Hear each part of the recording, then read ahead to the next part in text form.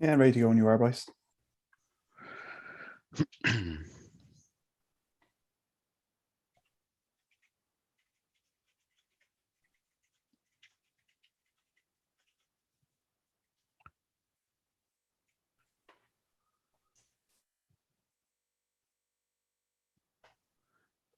Yeah, we are now live on YouTube, and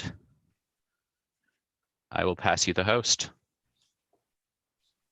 Thank you, Bryce. Good evening, everybody. I'd like to welcome you to this Let's Talk session on the SCRD's 2022 budget. My name is Aidan Buckley. I'm the Manager of Communications and Engagement at the Sunshine Coast Regional District. I'd like to start off by acknowledging that the Sunshine Coast Regional District is located within the traditional territories of the Sechelt and Squamish First Nations. So tonight's event, it's going to involve two short presentations, one from our Chief Financial Officer, Tina Perot, and a second one from me speaking about our recent budget survey. Just some housekeeping here on Zoom, that if you have a question, you can post it into the Q&A at the bottom of your screen, or else you can also post it into the chat on the side there as well, if you wish. And if you raise your hand in the Q&A section, we'll be able to promote you. You can ask your question yourself in person. So I'm just going to introduce everyone who you're seeing on your screen here. I'm going to start off with the directors who we have with us today.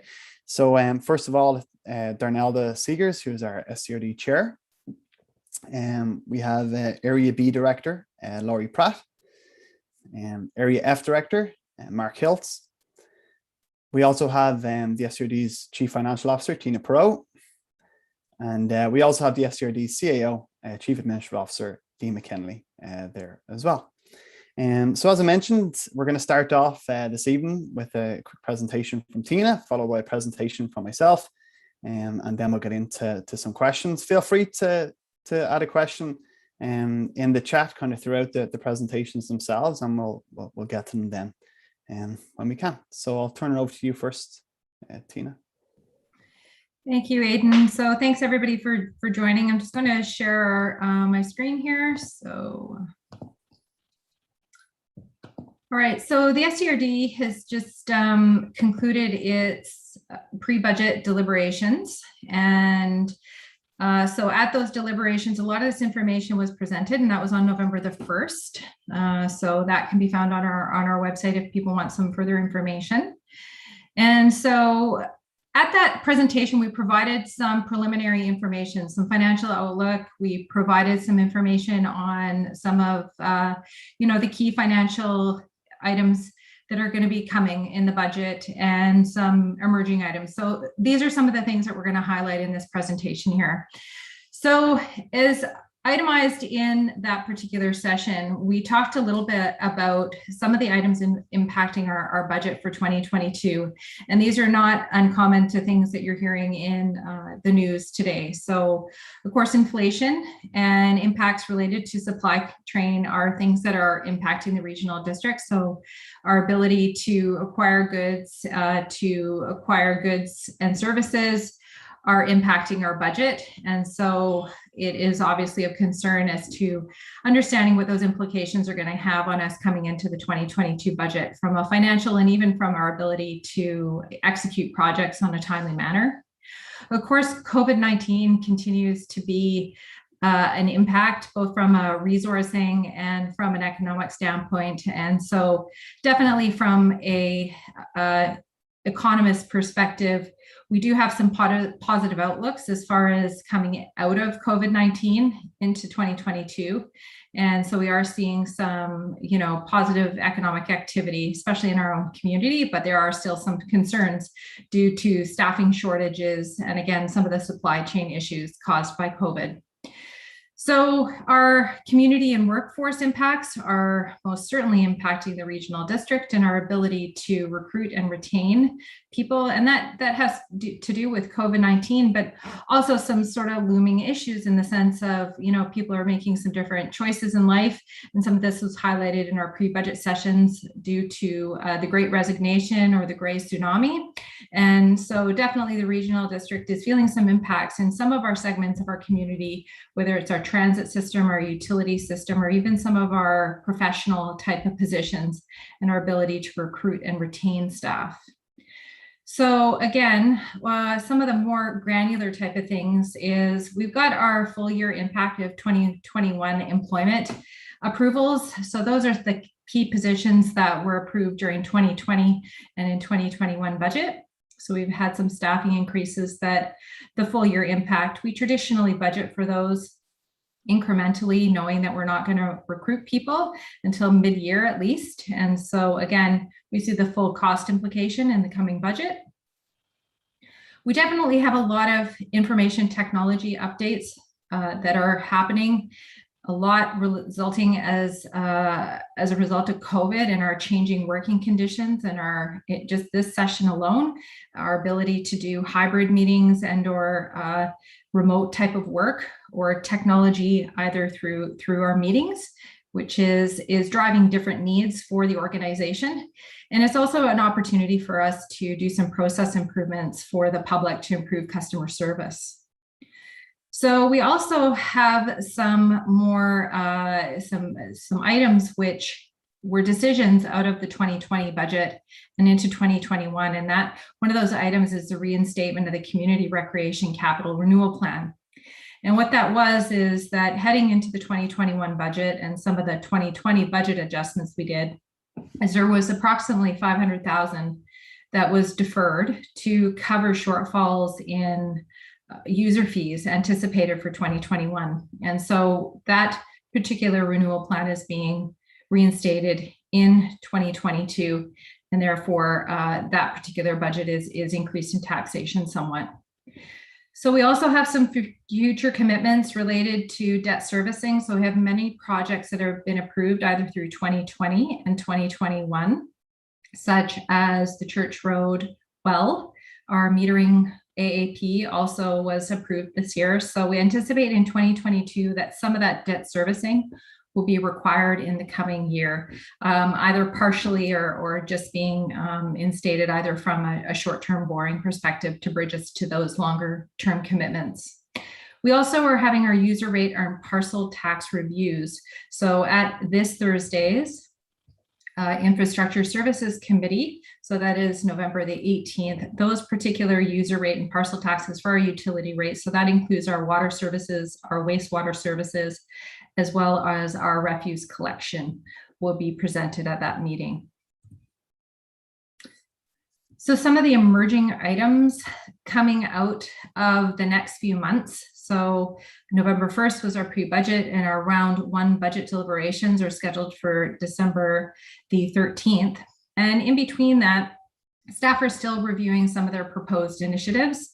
And as such, we're looking at uses of our gas tax, our community works fund, and our ability to potentially fund some of those proposed projects out of other sources of revenue.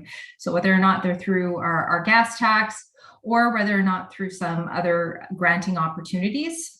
We also have many projects that are still being tendered and going out to market. And so we are noticing a trend that some things are coming a little over budget. And so some of those may need to be funded through taxation or other sources. And so those still come forward for decision. And there are a few items noted on this particular committee agenda that have that particular impact for decision. We also, in the past, have made some commitments related to our landfill, notably our Seashell landfill, and our requirements for the closure of that landfill, which is estimated at approximately a 2025 closure date, and our requirements to both close that landfill as well as the ongoing commitment for post-closure. We have a requirement to continue to maintain and test that particular site for up to 100 years. And so that requires some financial commitment from the regional district. And so there is going to be some discussion about us topping up our particular liability associated to that. So our 2020 financial statements have identified that that particular liability is significantly underfunded, somewhere in the neighborhood of $4 to $5 million. So the regional district is looking to how we sustainably fund that particular liability. We also have many water supply expansion projects that are currently on the docket, but there are still some coming ahead, whether they're groundwater or other future expansion projects. So again, we're going to have to make some decisions about how we fund those. Already mentioned the utility rate reviews. And so again, some of those will have some financial implications over and above what's been presented at the pre-budget, which really focused on the property taxation side of the house. We also are going to be presenting our annual operating agreement with BC Transit. And so I note here that we didn't note that it was with BC Transit, but the timing of that particular operating agreement is important in the sense that it definitely tells us what the regional district's portion of that particular service will be for the coming year. There is a little bit of a timing difference because BC Transit fiscal period, it runs after the regional district intends on operating or approving our financial plan as they finalize their agreement with us on April 1st. And our fiscal date is December 31st, but we are scheduled to approve our budget at the end of February. So during our pre-budget deliberations, it was estimated that we had approximately 134 projects that had not been completed from prior years. And so those may be projects as far back as 2018. And for various reasons, some of those projects have not been completed. We do anticipate that a significant number of those by year end will be completed, but definitely it does demonstrate that there's still a considerable amount of work on the books for the regional district. We also had 82 new projects that were proposed for the 2022 budget. And really the purpose during the pre-budget deliberation is to give an idea of what is coming forward and for the board to make a decision as to items they would like to see come forward or items they would not like to see come forward. So there were not many projects that weren't moved forward to the round one budget deliberations. And so we're looking at about 75 to 80 new projects coming forward for budget this year. So from a funding perspective, the preliminary numbers showed a little over $8 million worth of new projects. Carry forward projects are already funded in the budget, so they don't have additional financial implications. So that is not articulated in these figures here. So we have approximately 1.6 or $1.7 million of preliminary taxation funded projects, all the way down to potentially almost $3 million of reserve funded projects and almost $3 million of other sources of funding, whether they're grant, debt services, or other fee revenue sources. So one of the other changes for pre-budget this year is our community partners and stakeholders did not provide their funding requests at our pre-budget. And so they'll be coming to round one to present those requests this year. So as far as a preliminary taxation and user rate and parcel taxes, we did provide a high-level preliminary estimate of what taxation would look like in each electoral area and municipality. We also are looking at what we have for existing service level and our contributions. So really what that means is what do we need to continue to deliver the same services? It's not expanding additional services in this context. Is to estimate various scenarios on approved initiatives. So we like to provide the board with different scenarios if they approve different classifications of their budget proposals. And it's not representative of the property tax assessments. So that does have some implications to the regional district, because if we have significant amount of growth or change in assessment values, which is anticipated, those will have some implications to various taxation in some of those different areas. So we anticipate to receive those after January 1st, and then will be presented at the round two budget deliberation. So as part of pre-budget, we did provide some of this information here. And so essentially our baseline status quo taxation is estimated to be just a little, almost a 0% increase over the prior year. And the reason why it's estimated at that significantly low level is we had several projects that were funded through taxation last year that come off this year. So we're dropping down a significant amount. So our mandatory initiatives, so mandatory projects for the regional district are classified as imminent asset failure.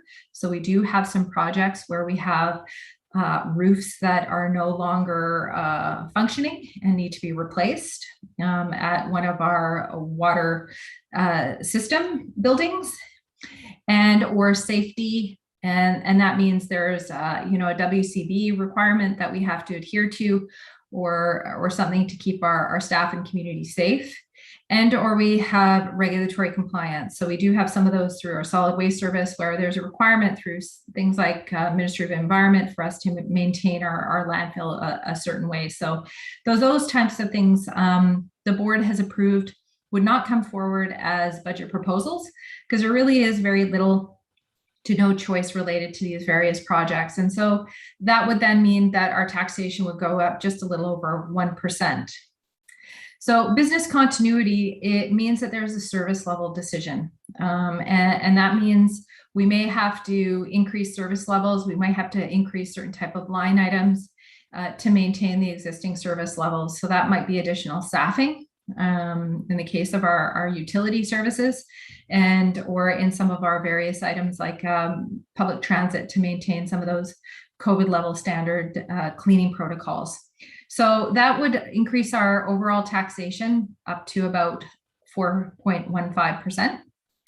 And then we have items which directly correlate and move forward projects of the board's strategic plan and some of their key goals and initiatives. And so that would have an increase of just under 1%.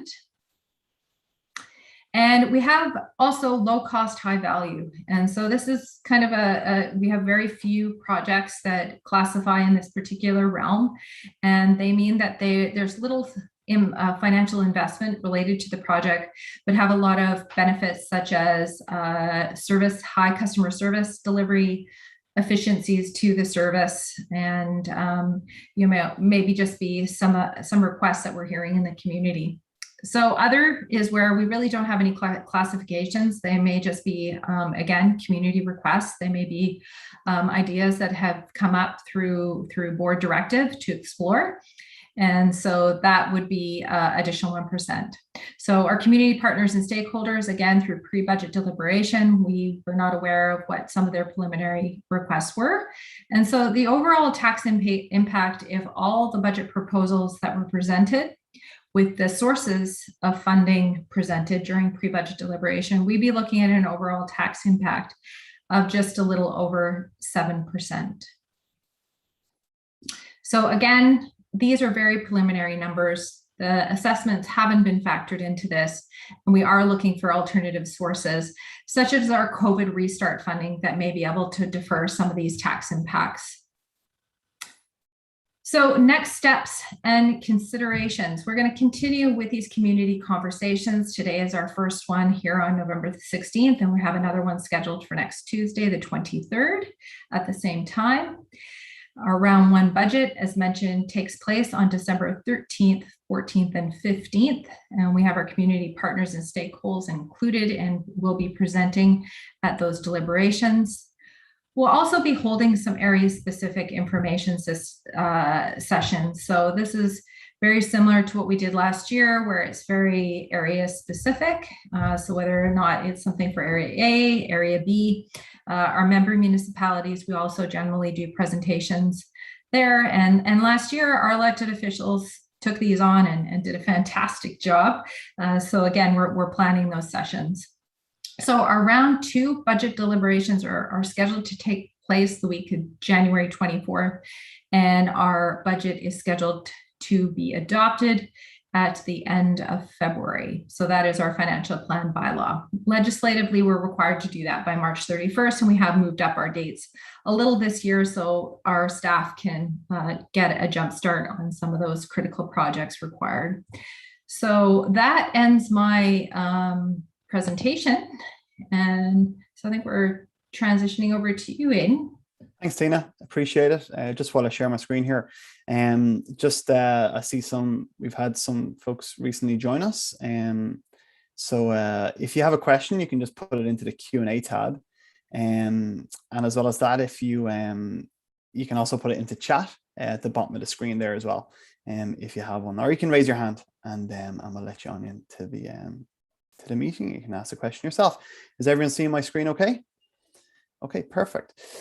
So I'm here just to present some of the results that we had from a survey that we conducted on budget engagement through the SCRD. This survey ran over a couple of weeks, kind of through October and into November. The first question, I guess, is, why would we go ahead and conduct this survey? And I want to start off by saying that, this survey was very, very high level, and it's really a first step for us in, engaging the community in these types of surveys through our new platform, Buying the Table, which is really allowing us to do these surveys, surround them with really good context around the issues that we're asking the public about. So first of all, we asked, what services are important to residents and where residents feel tax dollars are best spent. And we asked at the level of interest in the SCRD's budget process. And the point of that was to really identify any barriers which may exist for residents who want to learn more. And then finally, we want to find out where our residents are getting their information from. We do put information across through local media and across social media as well. But there was really good learning in that for us from a communication standpoint. So we received a total of 583 responses, and 49 of those were paper copies. We distributed the survey around to a number of recreation facilities and also libraries in Gibsons and Sechelt, and they were also available at our Field Road office. And the majority were online. We had 534 respondents online, and again through our platform at letstalk.scrd.ca/budget. So when we take a look and see where most of our responses came from, the majority were from Sechelt and District of Sechelt. That was followed by Roberts Creek, and then followed by Elphinstone. But we did receive responses, right around the coast, which was very encouraging. And we found that of the paper copies that were submitted, the majority were submitted through Pender Harbour, which was through the Pender Harbour Aquatic and Fitness Centre. So what I'm going to do next is we're not going to go in depth into each individual area or municipality. I'm just going to give some quite high level results that we received from the survey and some findings. If anyone watching would like to go in depth, the entire survey report is available via our website and our Let's Talk platform. So when we took a look at SCRD services, the two questions we asked were, what services are most important to you? And also, how much investment do you think the SCRD should be providing to each of these services? So what we heard was, water and waste are top of mind. I don't think we were overly surprised with that. Emergency services and parks also rank very high.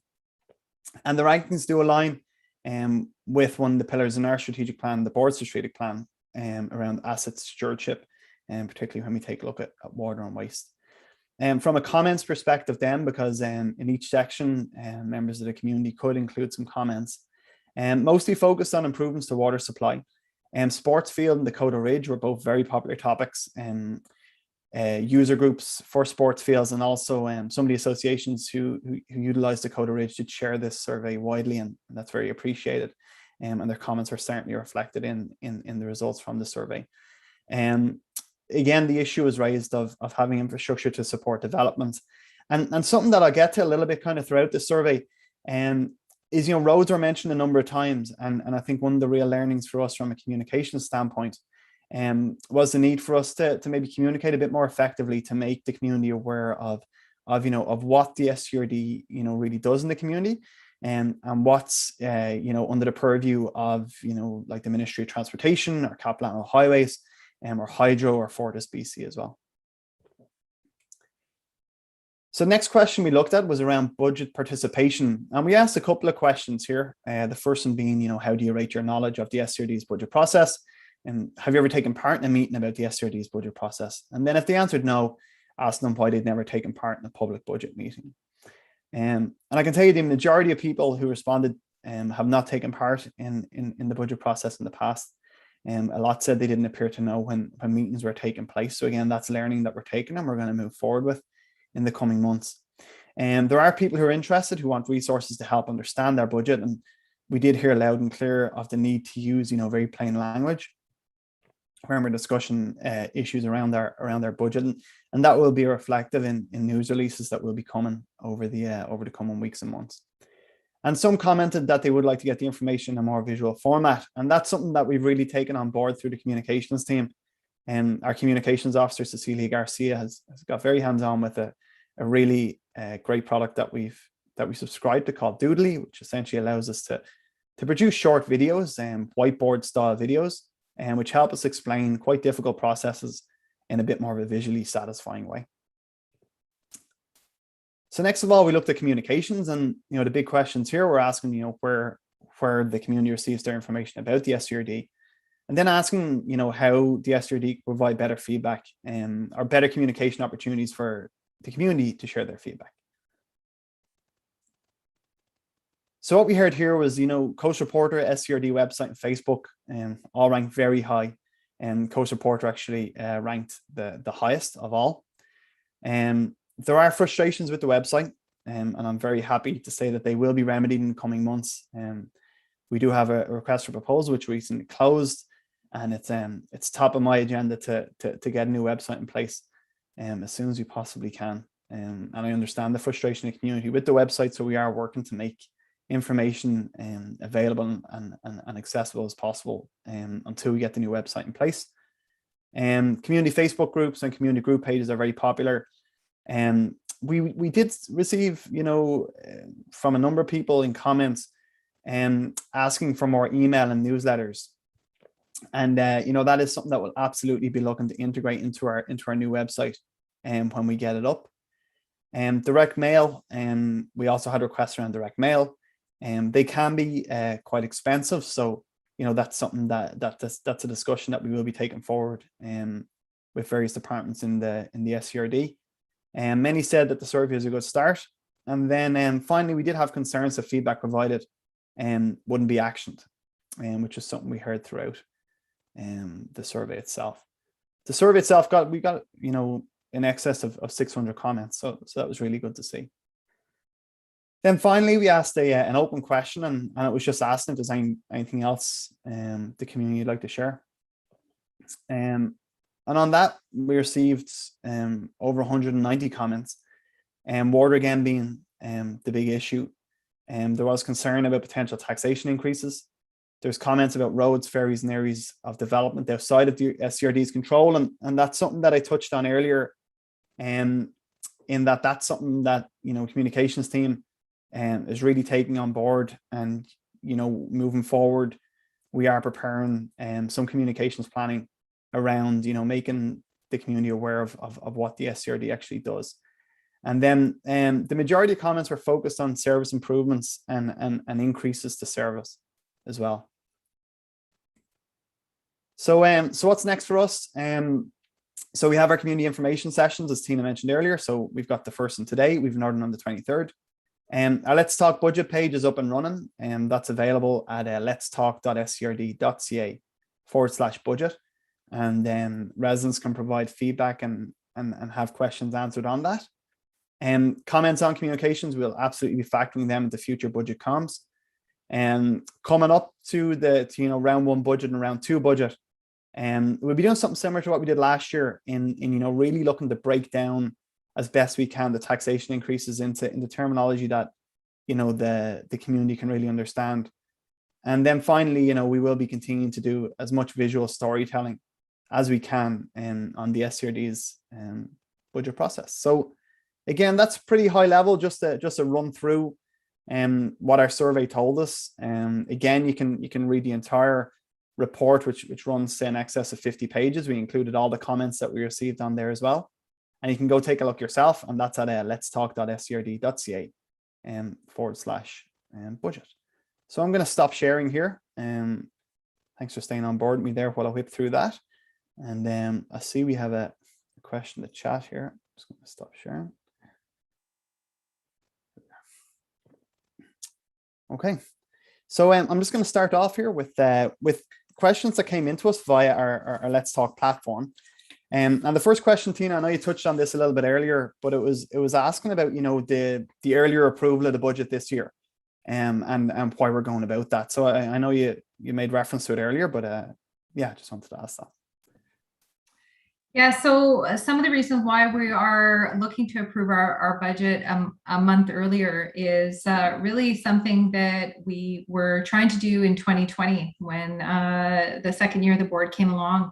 And that was recognition that we traditionally and legislatively have to adopt our financial plan by March 31st of each year. And that really is the first quarter of the year. And so we made some recommendations to move ahead with, you know, maybe looking forward each year to, you know, trying to move towards an adoption by December 31st, at least from a preliminary perspective. And that's really just so we can continue on business a little more effectively and efficiently, especially because there's just more and more that the regional district is being tasked to do from a project perspective. So it would just give us an ability to execute those projects a little bit sooner, maybe recruit staff a little earlier. So it just gives us a jump start.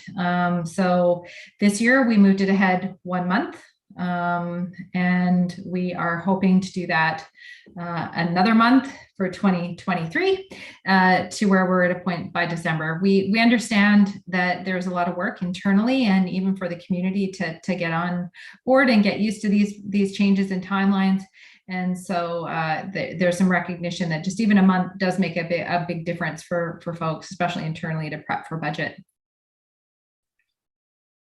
Perfect. Thanks, Tina. We'd somebody mentioned in a Q&A there asking about a citizen budget simulator. And that is something that we are looking at. Essentially what this allows you to do is it allows members of our community, you know, to really take part in the budget process, in that, you know, they get to divvy up funds based off of, you know, different service areas, and show us where they feel, you know, funding should be going to. And that is something we have discussed internally, and something that we will be considering moving forward. Those tools are really great. The second question then that we've had in through the Let's Talk platform, and I might put this to one of the directors if you'd like to answer it. It's just asking about the number of projects and asking why we're moving forward with so many carried forward and new projects into round one budget. So I'm not too sure who'd like to take that one. I can answer that one. So part of the project, or part of what we look at when we look at pre-budget, is the work that the staff have already, you know, that we've tasked them with already. Some of the projects that we've given them are multi-year projects. So we know that they're not going to finish in 1 year. So those would automatically be carried forward. The other projects, we've got 134, and as Tina said, some of those are in the final stages. They may be completed by year end, and so will fall off. So we don't actually have an accurate picture right now. But if you look at the projects we've got carried forward, we're taking that into account when we're looking at new projects that we're going to be adding for this year. We want to be cognizant of the workload that staff have, and we don't want to give them a lot more projects that they're not going to be able to complete this year. This past year as well, with all of the stuff we were dealing with around COVID, etc., there was a huge workload for staff. And so that also contributed to, you know, maybe not moving some of the projects forward as quickly as possible. And it's also, I'll jump in just to add, it's important to note that some of these projects might be very, very short time frame, and there might just, like, for example, purchasing a new vehicle might just be a short time frame piece that doesn't take as much time and energy just waiting on the bid process, whereas other ones, as Director Seeger said, they can be a multi-year project and take a little bit of time to do. Thank you for that response. And the other question here then, which again, I'll also maybe put to directors, it's speaking about some infrastructure, and they've highlighted dams, for example, and the investment moving forward into dams, and asking, you know, about any conversations with the provincial government, if there's any responsibility there with infrastructure like that. I think Director Pratt knows this one really well. Well, so in regards to dams and that critical infrastructure pieces, of course, we are keeping our MLA and our member of parliament both up to date on, you know, and looking for funding and grant opportunities where we can see possible. They are expensive to maintain. They're necessary. If there's nothing else we can say, it's the power of water is incredible. So we want to make sure that we're keeping the water where it needs to be kept. So we're looking at those granting opportunities wherever we can, wherever there's a synergy to make them happen. But we're also, these are some of those regulatory compliance pieces that our CFO mentioned, that we have to do these pieces. They are mandatory because they are safety. It's health and safety issues, and we have no choice. Essentially, by larger government organizations, we have to do them.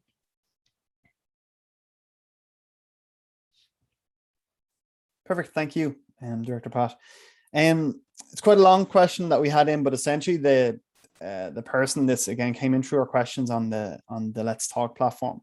They're speaking to, you know, to water storage on the coast, and they're asking about the allocation of budget towards you know, distribution of water and water projects, and what kind of distribution we're looking at with that budget. Yeah, and just kind of, I guess, the importance that we place on that. I'm not really clear on the question. Yeah, so essentially they're asking about our budget allocation. So as we look ahead to budget 2022, how much of that budget is being allocated towards water? So distribution of water and water sources, and they mentioned extensions of reservoirs. Yeah, that's the question. So I don't know actually if I have that number. That might be a question for Tina, looking at the budget that the pre-budget information that we've got. How many of the budget items and the dollar values are water? Yeah. I never looked at that breakdown yet. I will look up really quickly, but in generality, there were many projects for our water infrastructure as well as our wastewater infrastructure for this year. That is a majority of some of our air carry forward projects as well. A lot of those are related to infrastructure. So whether or not they're dam safety projects, whether or not they're mains replacement projects for our north and south Pender. So again, is this person's question related to the regional water system, or is it in generality for the three water systems? Because I think they would have to take a look. So I think a lot of the proposals too focus very much on the needs of the service. So critical infrastructure replacement and things that move our resourcing, so our water resourcing plans forward, and our sourcing plans. So again, we've got, I don't think they break it down per percentage. It's more on the needs of the service to deliver the service more effectively. So if you go to a next question, I can probably get the specifics, and it is very much available on our website. If people want to know specifics of the project, and of course more detail will be provided at round one. Actually, I put that spreadsheet together recently, and that was looking at taxation. There are no water projects this year that are looking at taxation. All of them are carry forwards or capital reserves.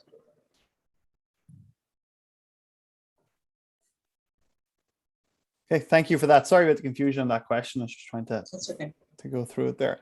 We have a question from Gord, who joined us. Thanks for attending this evening, Gord. Gord, speaking about a petition, which I know we are aware of circulating the coast, about having another look at lowering the intake at Chapman Lake.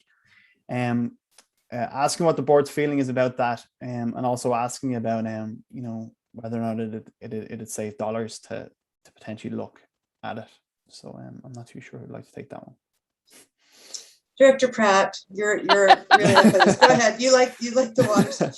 We over the last year, we recognized Director Pratt has spent a lot of time getting very familiar with all the water projects. So very happy to have her. Getting very familiar with all the water projects and which ministries that I need to call out and which ministers to wrangle. So Gord's question. So our feeling on the on lowering the intake on Chapman Lake.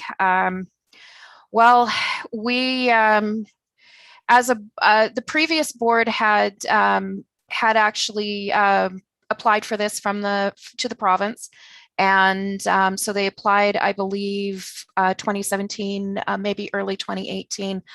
In 2019, our board received the letter saying that it was denied, and that the preference for the province was that the Sunshine Coast Regional District look at other water sources before Chapman Lake would be looked at. So we've questioned that a little bit. We have asked for that, but it's very clear that the ministry is not going to budge on that. They where Chapman Lake is, it is in a Class A provincial park. It is protected.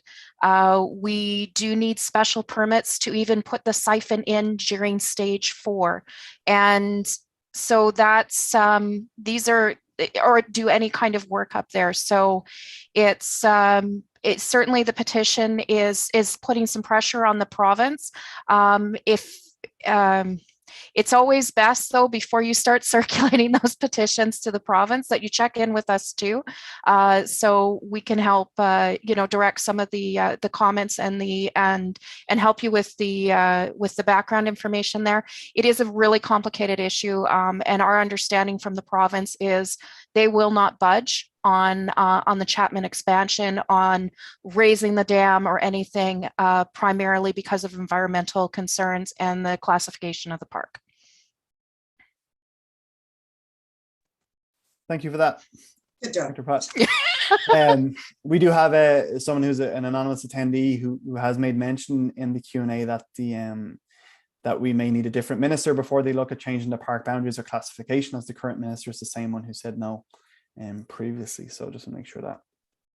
I would also maybe add to that, it's also the same government too. Like it's the same political party that's in government at the time. So so a lot of those policies are going to stay the same if it's within the same political party. So all we can do is ask when we have that diversification of source.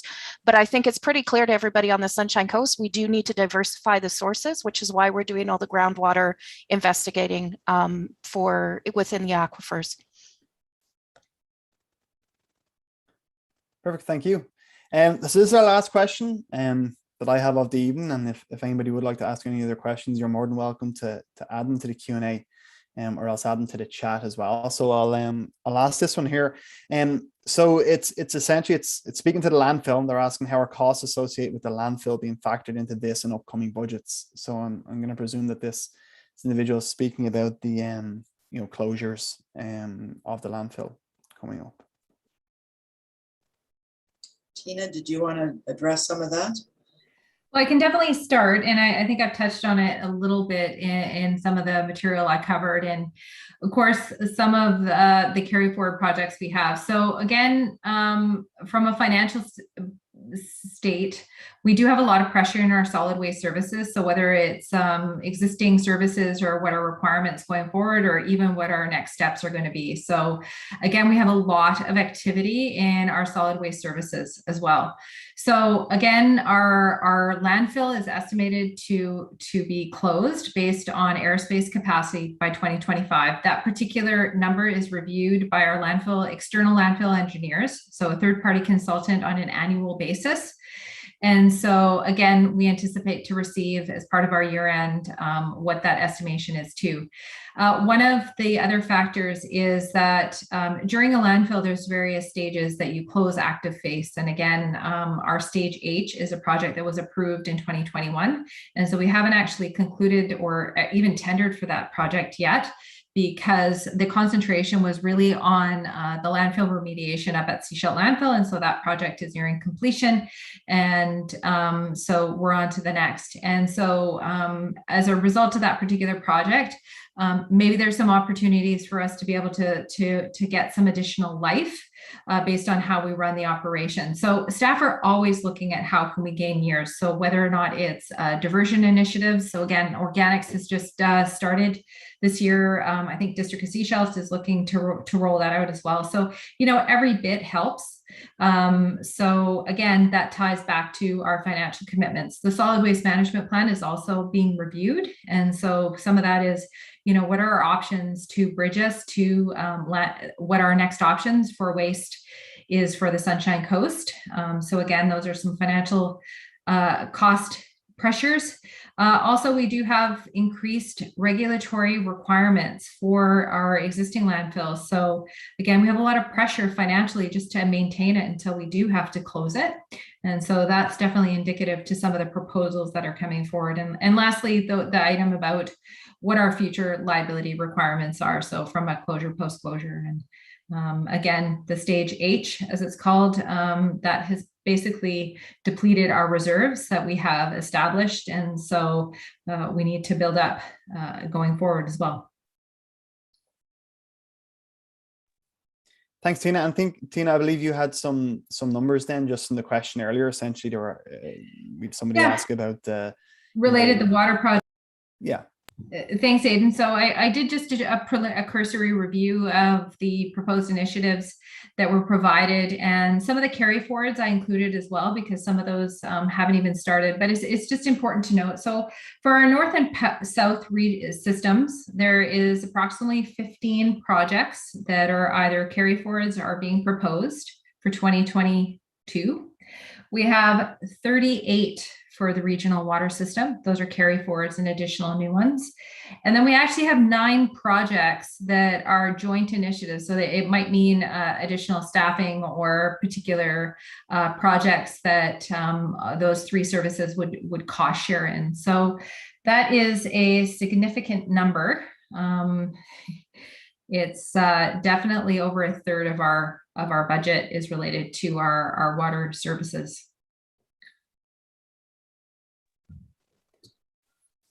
And how are those potentially going to be funded?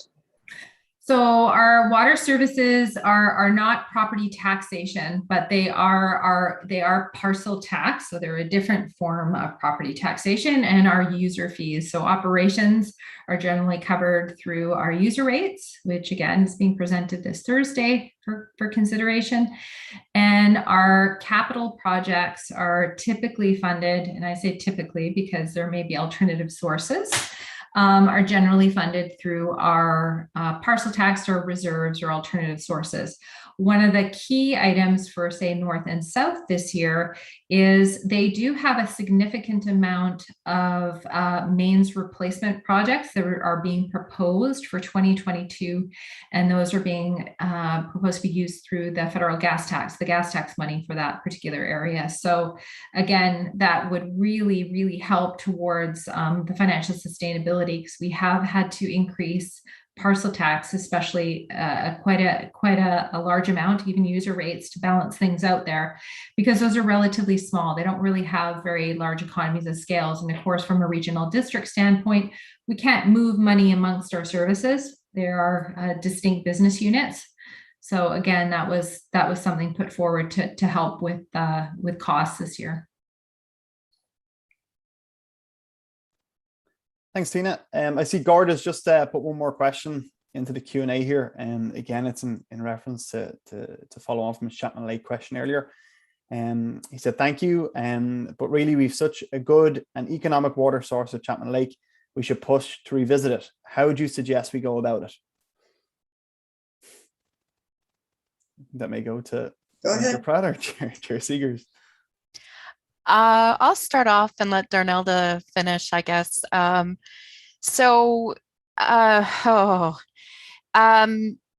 I would say I'm going to go back to we need to diversify the water sources on the Sunshine Coast. We cannot rely on having 85% of our residents getting their water from one area. We saw this past year, this past summer, when the water levels were getting significantly low for the people in our area and within there. So we need to diversify. We are looking at climate change. We are looking at growth of the coast as a whole. If something were to happen to the Chapman Lake system, either Chapman Lake or Edwards Lake, if something were to happen to those, we would have no other significant water sources on the coast. We need to diversify. It is, yes, it's costly, but it is an intelligent investment for our community going forward. As we look at our community going forward, we should have been investigating these sources 10, 20, 30 years ago. We've got too many eggs in one basket, essentially, is what it comes down to for me. I'm going to add, we set up a committee, a water advisory committee, where we went out to the community and people applied, people who had a background and an interest in water. And all of the decisions that we're making around water, we're actually running by this committee. These projects that we're looking at, we know that they're not going to provide us with what we need for 50 years into the future. We're looking at 10 years, 15 years, maybe 20 years, but it buys us some time right now to look more for those long range solutions.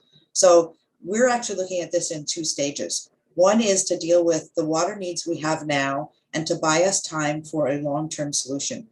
And again, we're not only relying on our staff, but we're relying on those in the community who are invested and have pertinent knowledge and information and expertise. So anybody in the community can put their name forward to come on those committees. We will be coming back to the community fairly soon to have people apply. We would encourage you to get involved. We look forward to you providing us with information. Mark, go ahead. Well, what I can say to Gord is, in order to get the provincial government's attention, you got to align their interests with our interests. If you just go with our interests, they're not listening, because somehow you have to find something in the provincial government that aligns with our interests. What that is at this point, I don't know what it is. Thanks. Thank you, Director Hiltz. So we've no other questions here. So I'm just gonna give our attendees 30 seconds here or so to ask a question if they'd like to. While we're wrapping up, I'll just remind everyone that you can view this session on YouTube, on the SCRD's YouTube channel. And we also have our budget engagement page at letstalk.scrd.ca/budget. And staff here seen on here, myself and Tina, are available on that page to answer questions should you have them. If you enjoyed this session so much, want to join us again on the 23rd, and we'll be doing it all again. We'll be joined by Director Donna Copan, Director Alton Toth, and Director Leonard Lee as well for that session. So we're not seeing any questions right now, so I'd just like to thank all of our directors for attending tonight. Gord says thanks for the session. Thank you for your questions, Gord. Really appreciate them. Thank you to our staff as well. And then and we'll wrap it up there, and we'll see everyone on the 23rd. Thank you. Thank you. Thanks very much. Thank you. Thank you.